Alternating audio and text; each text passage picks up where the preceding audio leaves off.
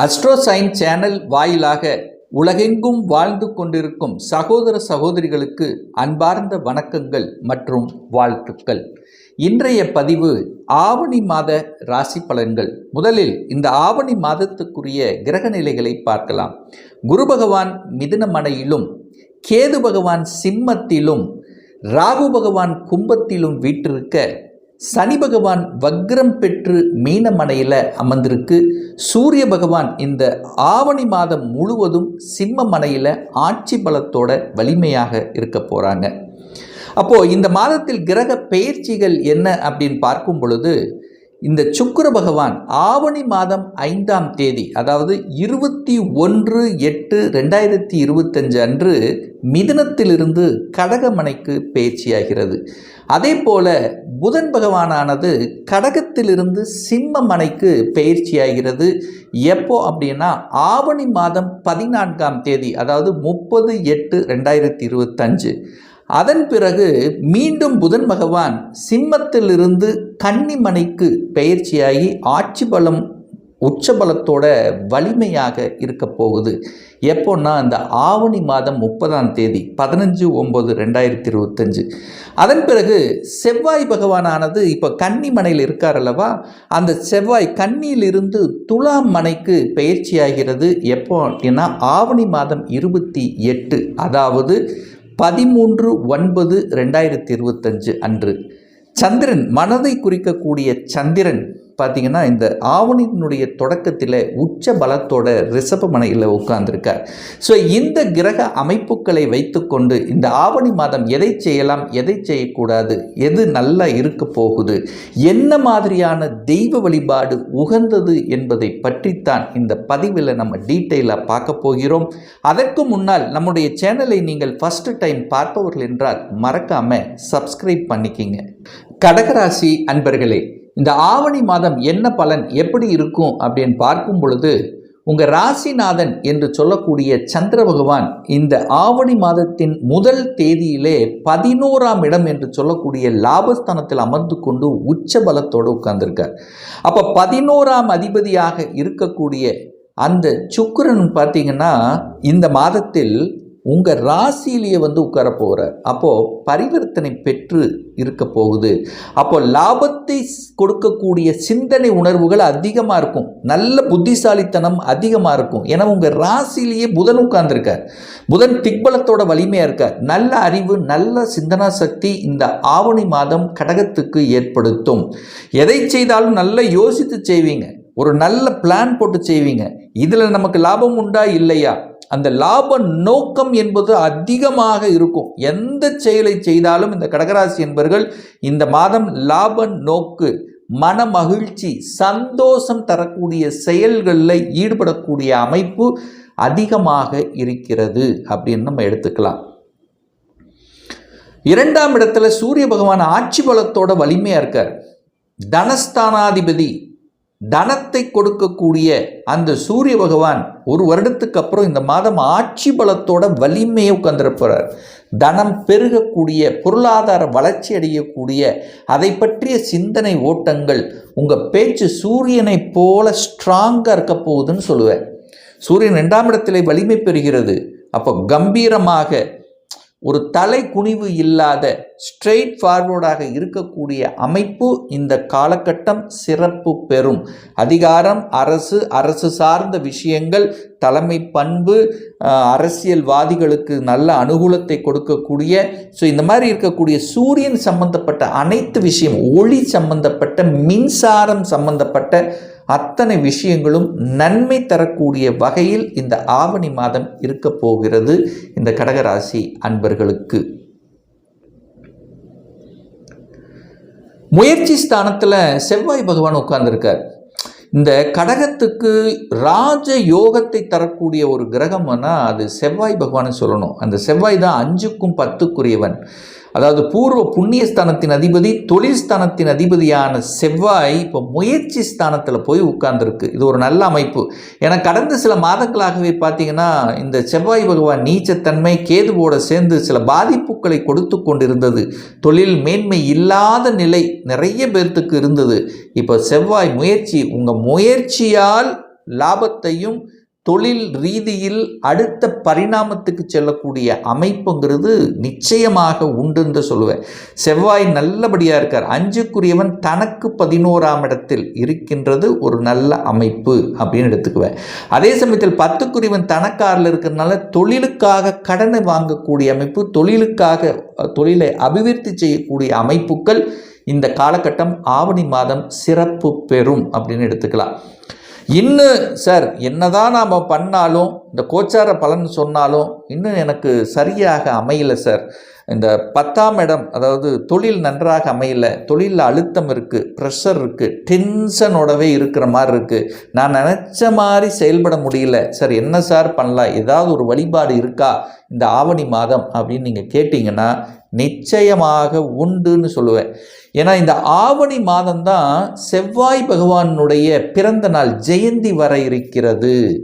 அது எப்போ சார் நமக்கு வருது அப்படின்னா ஆவணி மாதம் 9ஆம் தேதி, அதாவது 25/8/2025, அதாவது திங்கட்கிழமை வருதுங்க செவ்வாய் பகவானுடைய ஜெயந்தி. சார் என்ன சார் பண்ணணும்? நவ கிரகத்தில் இருக்கக்கூடிய செவ்வாய் பகவானுக்கு சிகப்பு நிற வஸ்திரத்தை அணிவித்து 9 நெய் விளக்கு போட்டு நீங்கள் வழிபாடு எடுத்துக்கிட்டீங்கன்னு வச்சுங்களேன், நிச்சயமாக இந்த பூர்வீக சம்பந்தப்பட்ட பிரச்சனை, தொழில் சம்பந்தப்பட்ட பிரச்சனை, குழந்தையை பற்றிய சிந்தனைகள், இதுக்கு அத்தனைக்கும் விடை கொடுக்கும் அப்படிங்கிறதுல மாற்று கருத்து இல்லை. இல்லைன்னா அன்னைக்கு முருகப்பெருமனையாவது நீங்கள் தரிசித்தீர்கள் என்றால் நிச்சயமாக உங்கள் எண்ணத்தை ஈடேறும், அதில் எந்தவித மாற்று கருத்தும் கிடையாது. 4ஆம் இடம் அப்படிங்கிறது வீடு, வண்டி, வாகனத்தை குறிக்கக்கூடிய இடம் தான் அந்த 4ஆம் இடம். அந்த 4ஆம் இடத்தை குரு பார்க்குறார், பாக்யாதிபதி பார்க்குறார். எங்கிருந்து பார்க்குறார்? விரயஸ்தானத்திலேருந்து பார்க்குறார். அப்போ நிறைய பேர் செலவு செய்து ஒரு வீடு வாங்குறது, கடனை வாங்கி ஒரு வீட்டை வாங்குறது, அல்லது கடனை வாங்கி ஒரு வாகனத்தை வாங்குறது, இதெல்லாம் ஒரு அற்புதமான ஒரு பீரியடு இந்த ஆவணி மாதம்னு சொல்லுவேன். அப்போது வீடு, வண்டி, வாகனம், அசையும் அசையா சொத்துக்கள் வாங்கிறது, இது அத்தனை கொடுப்பினையும் இந்த மாதம் உண்டு அப்படின்னு நம்ம எடுத்துக்கலாம். சார் நீங்கள் சொல்கிறீங்க ரைட்டு, ஆனால் எங்களால் வாங்க முடியலையே சார், தடைகளையே கொடுத்து கொண்டு இருக்கு, இதுக்கு ஏதாவது ஒரு பரிகாரம் இருக்கா, ஏதாவது தெய்வ வழிபாடு இருக்கா அப்படின்னு இந்த கடகராசி என்பவர்கள் கேட்டிங்கன்னா, 4க்குரியவன் உங்களுக்கு சுகத்தை தரக்கூடிய ஒரு கிரகம் தான் சுக்கிர பகவான்.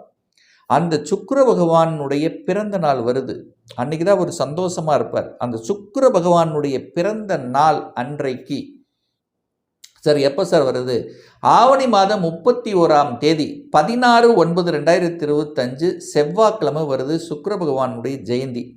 அந்த சுக்கிர ஜெயந்தி அன்று சுக்கிர பகவானை சென்று வழிபடுவது, எங்கே நவகிரகத்தில் இருக்கக்கூடிய சுக்கிர பகவானுக்கு வெண்பட்டு வஸ்திரத்தை அணிவித்து 6 நெய் விளக்கு போட்டு நீங்கள் வழிபாடு எடுத்தீங்கன்னா சுக்கிரனால் வரக்கூடிய தோஷங்கள் நிச்சயமாக விலகும், அதில் எந்த மாற்று கருத்தும் இல்லை.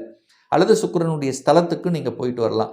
அப்போது சுக்கிரன் என்பது இந்த கடகத்துக்கு யாருன்னா 4க்குரியவன், லாபத்தை கொடுக்கக்கூடியவன். வீடு, வண்டி, வாகனம் அமையாமல் இருக்கிறது, சுக்கிரனுங்கிறது ஒரு திருமண வாழ்க்கை சரியாக அமையலை, சரியான லாபம் இல்லாதவங்க கண்டிப்பாக அன்றைய நாள் சென்று வழிபடுவது உத்தமம் என்பதை ஆழமாக மனதில் பதிய வைத்துக் கொள்ளுங்கள். சனி பகவான் 9ஆம் இடத்துல வக்ரமாக உட்கார்ந்திருக்கார்.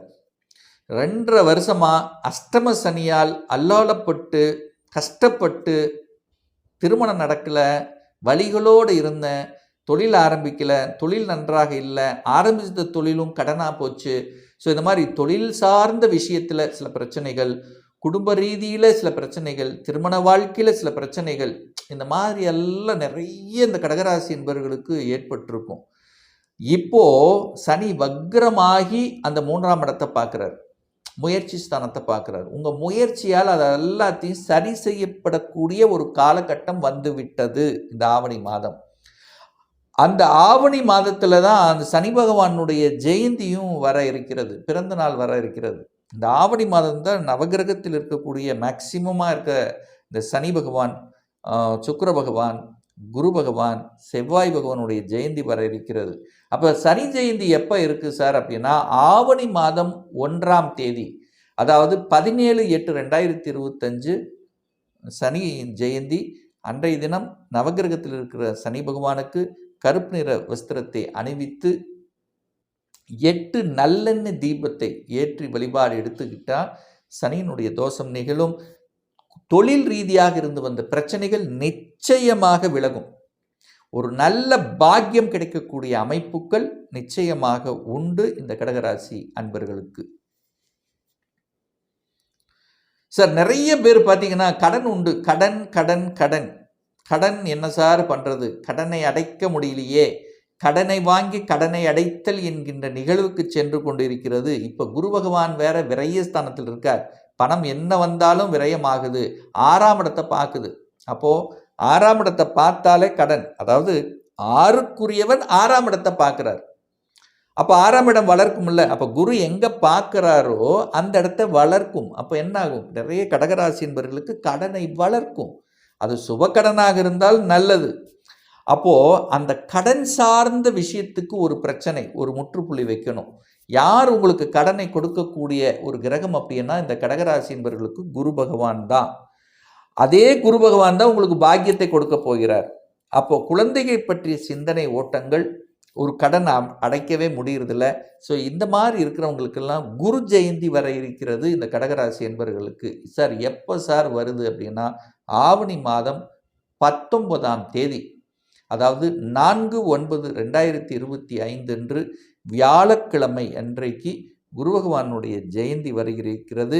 ஸோ அன்றைய தினம் நவகிரகத்தில் இருக்கக்கூடிய குரு பகவானுக்கு மஞ்சள் துணி வஸ்திரத்தை அணிவித்து 3 நெய் விளக்கு அணிவித்து வழிபாடு எடுத்துக்கொண்டால் குழந்தை சார்ந்த விஷயத்தில் இருந்த பிரச்சனைகள், கடன், நோய், எதிர்ப்பு, பகை, வம்பு, வழக்கு சம்பந்தப்பட்டு இருக்கக்கூடிய பிரச்சனைகள், ஒரு நல்ல பாக்கியம் கிடைக்கலையே என்று நினைக்கக்கூடிய அத்தனை பேருக்கும் ஒரு நல்லது நடக்கக்கூடிய ஒரு அற்புதமான ஒரு வழிபாடாக நிச்சயமாக இந்த கடகத்துக்கு அமையிருக்குன்னு சொல்லலாம்.